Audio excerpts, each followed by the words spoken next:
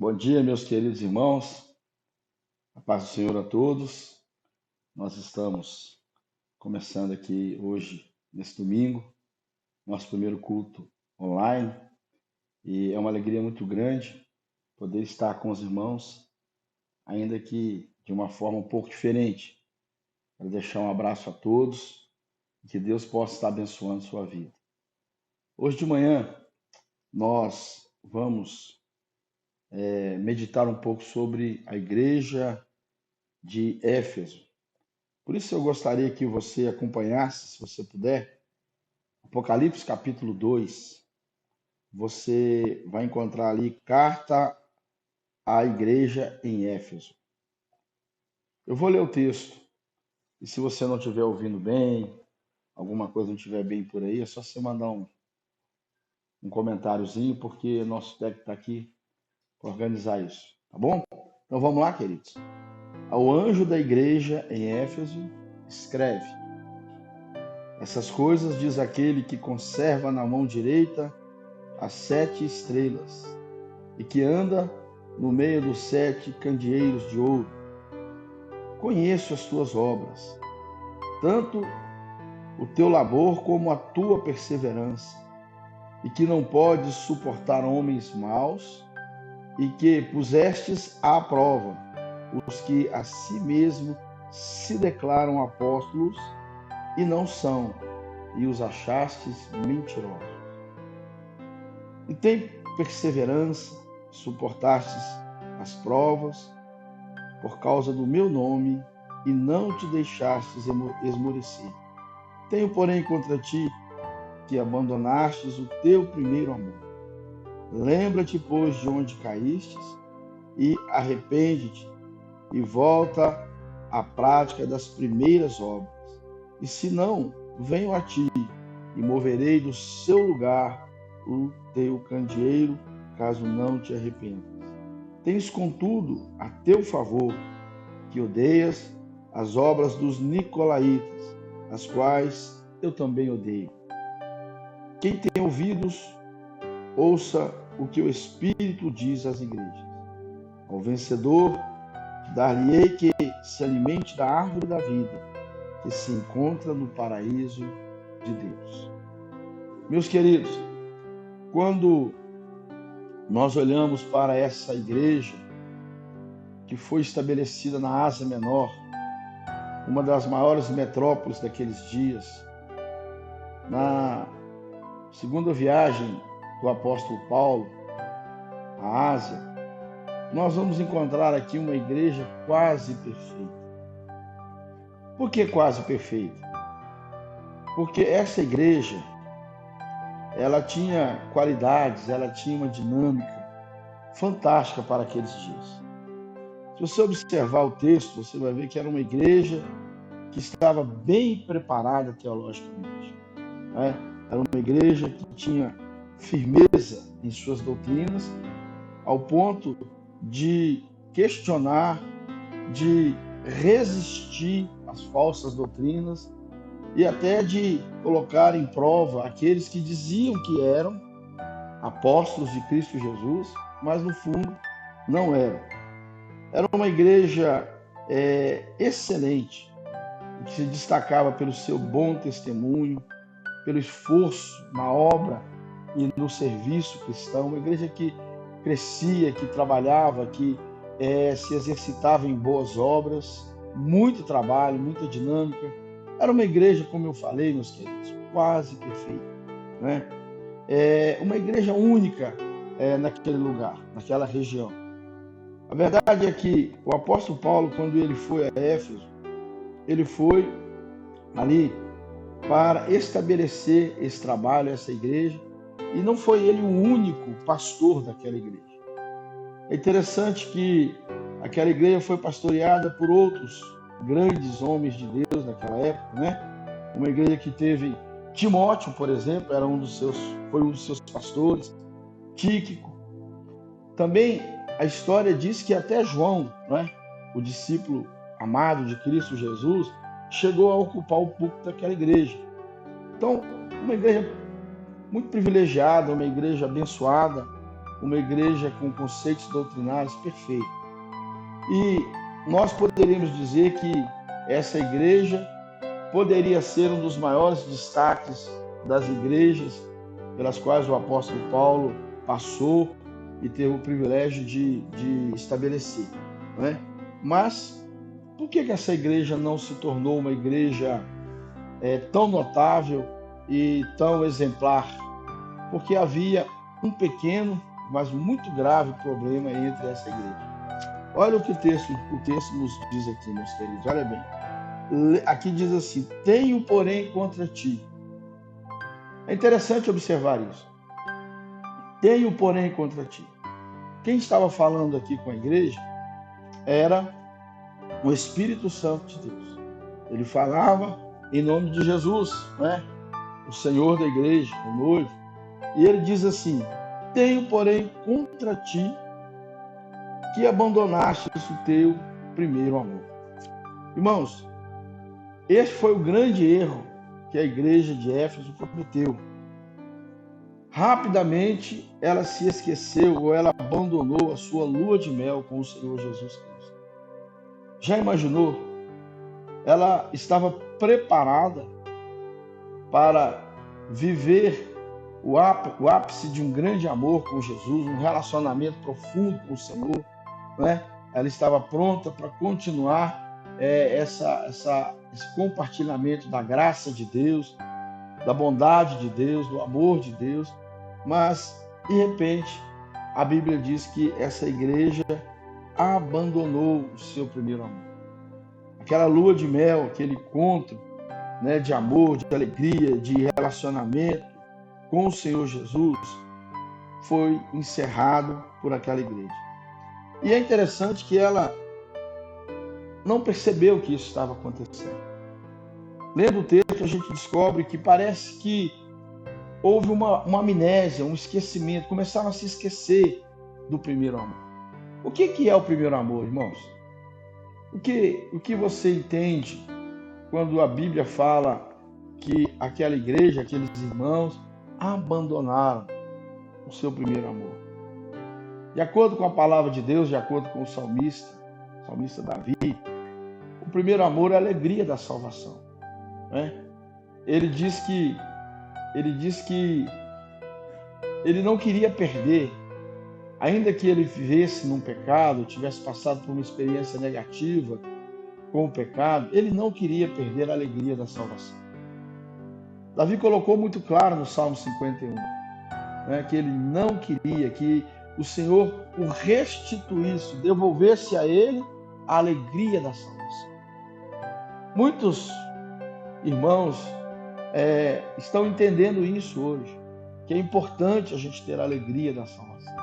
A alegria de congregar, a alegria de ler a palavra, a alegria de orar, a alegria de ir à casa do Senhor. O próprio salmista diz: alegrei-me quando me disseram, vamos à casa do Senhor. Então aquela igreja havia perdido essa alegria, essa comunhão, como eu chamo, essa lua de mel com o Senhor Jesus. Parece que isso tinha chegado ao fim. Mas, não obstante a tudo isso, essa igreja também continuava a praticar as boas obras. Continuava com seu fervor, continuava com seu bom testemunho, continuava resistindo às falsas doutrinas, os falsos apóstolos, continuava brigando pelas boas obras e pelas coisas boas do Evangelho, mas não havia mais essa essência maravilhosa que é o amor. O apóstolo Paulo, no capítulo 13 de 1 Coríntios, ele diz o seguinte: ainda que eu faça um monte de coisas, ainda que eu entregue o meu próprio corpo para ser queimado, ainda que eu distribua todos os meus bens aos pobres, ainda que eu faça grandes obras, crie grandes eventos, faça e promova trabalhos fantásticos, se não tiver amor, nada disso me aproveitará. Era como se uma amnésia de amor envolvesse aquela igreja, não é verdade? Então as pessoas queriam trabalhar, queriam continuar com suas tarefas, com seus compromissos, com seus eventos, com toda a sua obra, mas eles estavam divorciados do amor que era a essência de todo o trabalho cristão. Meu querido irmão, é muito importante a gente saber que a obra do Senhor tem que ser rica, rica de programas, rica de atividades, mas cada uma atividade deve ser recheada com o genuíno amor de Deus em cada coração. Então, é muito interessante a riqueza daquela igreja numa área, mas o Espírito Santo destaca a pobreza daquela igreja em outra área, a área do amor. Era uma igreja que tinha e praticava obras, que havia se distinguido no início da fé com um amor, com a santificação, com obras magníficas, mas ela foi se tornando uma igreja pobre, paupérrima no que diz respeito ao amor. Então, meus queridos, qual era o conselho do Espírito Santo para aquela igreja? Quando ele diz assim: tenho, porém, contra ti que abandonastes o teu primeiro amor. O conselho de Deus era que aquela igreja pudesse tomar um remédio, vamos assim dizer, para acabar com aquela amnésia. Então ele fala assim: lembra-te, pois, de onde caíste. O primeiro passo para acabar com essa amnésia, tirar essa falta de lembrança, né, de afeto pelo que Deus já fez por nós, é voltarmos na história para lembrarmos de onde ou quando foi, como foi que nós começamos a desanimar. O que aconteceu? Lembra-te, pois, de onde caíste. Esse é o primeiro passo. Uma reflexão íntima, interior, pessoal. Mas faça isso sem querer acusar quem quer que seja ou o que quer que seja. Olhando exatamente para a sua própria pessoa e questionando a você mesmo, você encontrará certamente aquele momento exato quando você começou a ficar desanimado, quando você começou a esfriar o seu coração, quando você permitiu que alguma coisa pudesse te afastar do fervor espiritual, da alegria da salvação, da alegria do primeiro contato com a graça maravilhosa de Jesus. Lembra-te, pois. Lembra do pecado, lembra da atitude, lembra do acontecimento, lembra do que quer que seja. E trate isso com a maior sinceridade perante o Espírito Santo de Deus, perante a pessoa maravilhosa de Jesus. Lembrando sempre que Jesus é rico em perdoar, que o Senhor Jesus, ele se esquece de tudo que nós já fizemos contra ele. A Bíblia diz que ele não tem nenhum prazer na nossa morte, no nosso esfriamento, e ele se lembra apenas das coisas boas, porque aquilo que nós fazemos contra ele, ele joga no mar do esquecimento, ele se esquece. Então lembra de onde caíste e arrepende. Irmãos, arrepender é começar um tempo novo, é promover uma reforma espiritual na nossa alma, é começar uma vida nova, é você começar a plantar e a semear num campo novo, um campo de motivação, de alegria, de consagração, de santidade na sua própria vida. Não é? Arrepende-te e volta. Não é? São 3 passos interessantes que o Espírito Santo nos concede. O primeiro deles, quero repetir aqui rapidamente, é trazer à memória aquilo que um dia promoveu o esfriamento do nosso coração e afastou-nos da presença de Deus.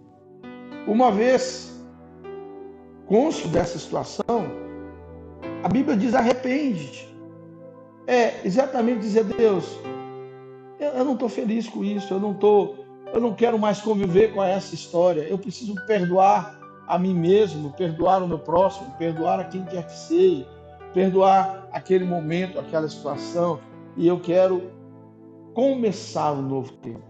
Irmãos, nós estamos vivendo um tempo que nós precisamos buscar um avivamento, que nós precisamos ouvir a voz da natureza, a voz do tempo, a voz dos acontecimentos e começarmos um grande avivamento em nossas vidas, em nossas famílias, em nossa igreja, na nossa cidade.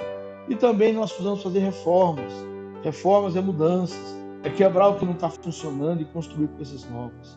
Vamos construir coisas novas, a alegria da salvação, a alegria do louvor, a alegria da palavra, a alegria do culto, a alegria da igreja, a alegria da comunhão. Olha como nós estamos sentindo falta dessa comunhão. Eu nem sei que dia que nós poderemos nos encontrar, né? Nós não sabemos quando voltaremos a nos abraçar, a nos cumprimentar na casa do Senhor, né? Como disse o salmista Davi, alegrei-me quando me disseram vamos à casa do Senhor. Essa alegria, ela precisa ser restaurada. Eu já sinto essa falta. Eu sei que os irmãos também sentem. Então, aqui diz, lembra, arrepende-te e volta à prática das primeiras obras. Irmão, se a segunda obra daquela igreja já era suficiente para promover aquela igreja como uma das mais ilustres igrejas do Novo Testamento, imagina aquela igreja voltando para a prática das primeiras obras. Ou seja, associar tudo de bom que já fazemos a uma vida de amor profundo ao nosso amado e querido Senhor Jesus Cristo. Por isso que eu quero lembrar os irmãos que a fé sem obras é morta. Mas a fé, pense bem nisso, e o amor e as obras sem amor, olha bem, a fé, as obras sem amor é mais do que morta.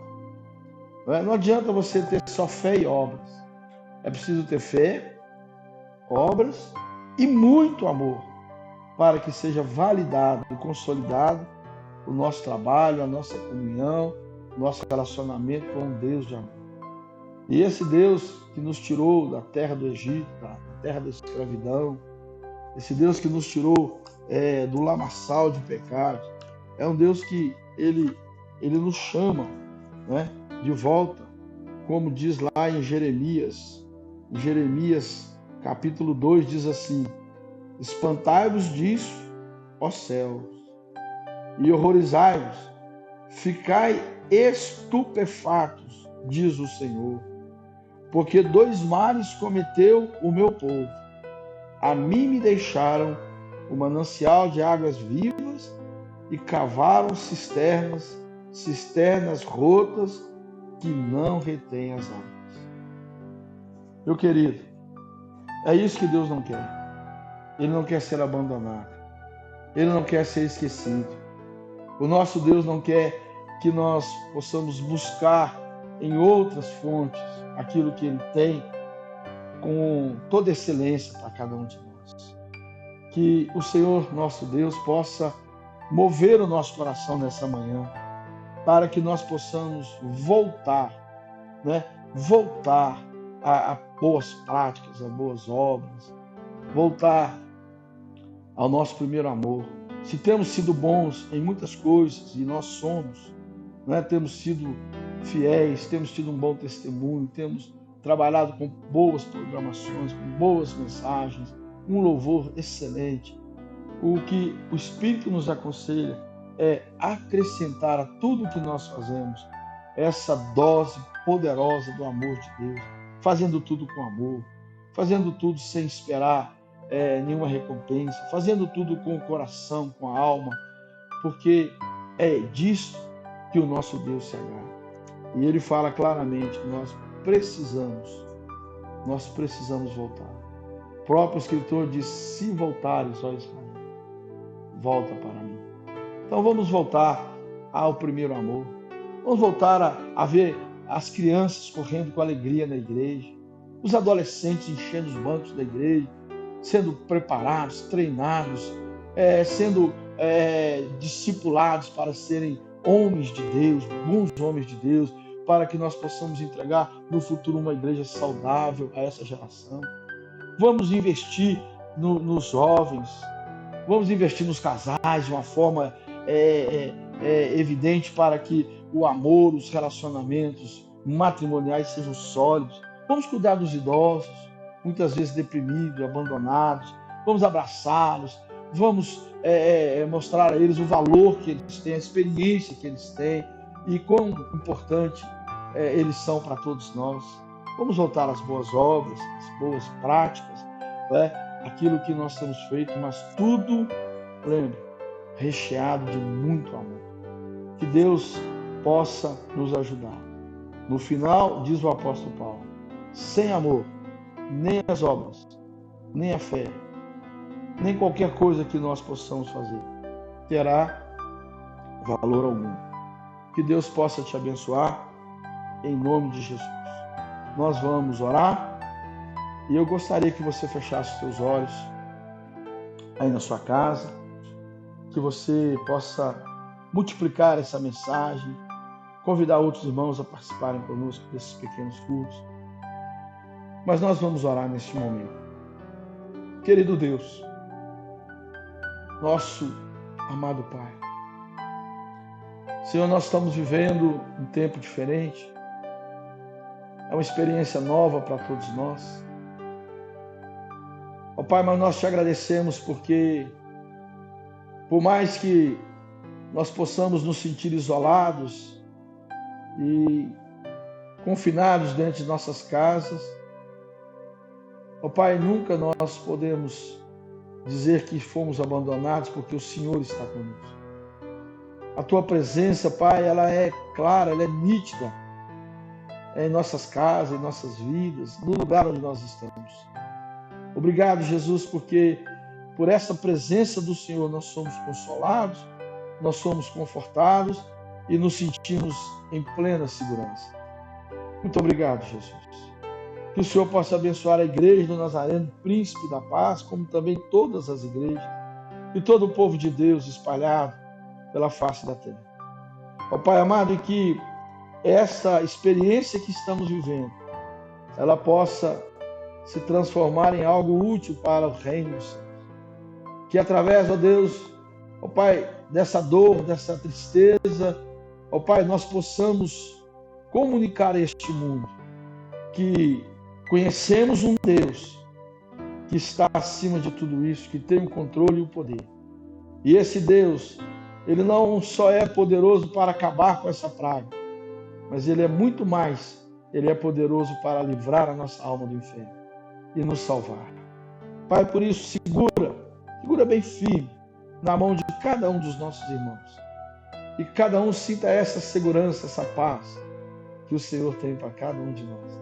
Obrigado, Deus, e abençoe o teu povo, que cada um, ó Deus, sinta edificado, abençoado na manhã desse dia. Nós oramos no santo e precioso nome de Jesus, nosso Senhor. Amém. Eu quero lembrar a todos que hoje à noite, às 20 horas, 8 horas da noite, 20 horas, nós estaremos nos reunindo de novo. E pedir aos irmãos, eu sei que nem todos, nem todos têm acesso, nem todos têm essa facilidade, que os irmãos se ajudem comunicando, divulgando, multiplicando essa mensagem e estimulando aquele irmão que ainda não pôde ver, não pode participar, que ele participe, porque nós teremos culto não só hoje, mas teremos na terça, teremos na quinta, no sábado o pastor Júlio mais o irmão Luiz estarão preparando, com certeza, coisas boas para nós, e que Deus possa abençoar a cada um. Orem por nós e nós estamos aqui com certeza orando por vocês. Um abraço do coração, meus irmãos. Deus abençoe. Até mais.